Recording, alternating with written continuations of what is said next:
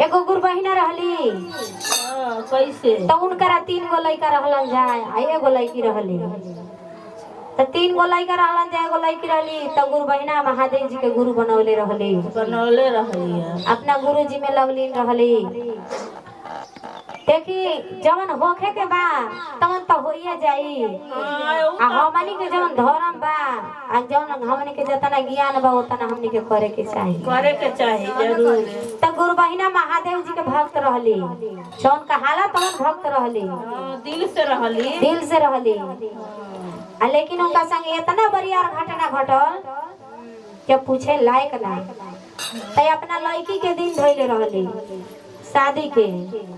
जाए दिन की बारात आवे वाला बा, मतलब गांव घर के बर बारात के भोजन पताई बा तो बन के तैयार हो गइल बा, सब कुछ तैयारी बा। आ एगो जयमाला किने खातिर उनकर जवन 3 गो लड़का रहलन जा, खूब खुशी के उमंग में बाजार करे जात रहलन जा। अच्छा, तीनों लड़का। तो का करबू? हे गुरु बहिना महादेव जी के कृपा। और जब ऊपर से उनकर डोर कट जाई तो जब पीछे हमनी के रोकला बस के बात ना ना केहू से ना रोकाई। का भइल गुरु बहिना के संगे घटना घट गई। कैसे? कि उनका लड़कन के एक्सीडेंट हो गई, 3 लड़का राही हो गई जा। सब कुछ जहे के तहे बिखर गई। तब का कहतड़ी गुरु बहिना अपना महादेव जी से? का कहतई? कैसे कहतड़ी? अरे कौना गलतिया गुरुजी हमारा से भइले, अरे हमारा से भइले हो। कौना गलतिया गुरुजी हमारा से भइले, अरे हमारा से भइले हो। उजाई दिहला कोठिया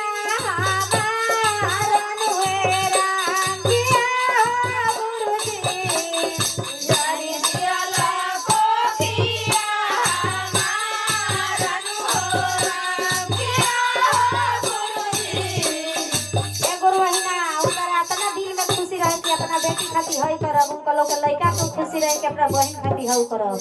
लेकिन ब्रह्मा जी चाहिए तबे ही होई। तो का कहतड़ी? अरे माना के ललसवाए गुरुजी माना ही मेरा हाले, अरे माना ही मेरा हाले हो। माना के ललसवाए गुरुजी माना ही मेरा हाले, अरे माना ही मेरा हाले हो। बबुआ के खुशियाँ कहवा छिपावल हे राखिया गुरुजी। बबुआ के खुशियाँ कहवा छिपावल हो राखिया गुरुजी। बबुआ के लाला सवा काहे छीन लहे राम। लाला सवा काहे छीन लहे राम। गुरुजी कहतड़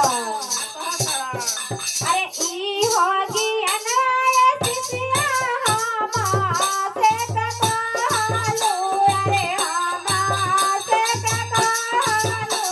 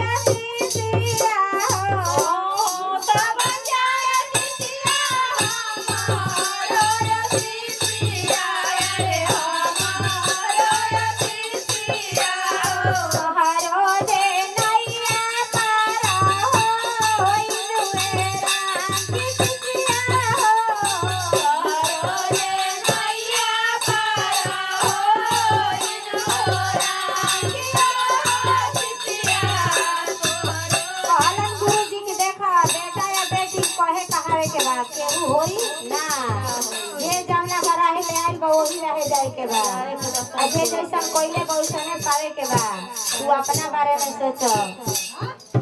हर हर महादेव मैया भवानी।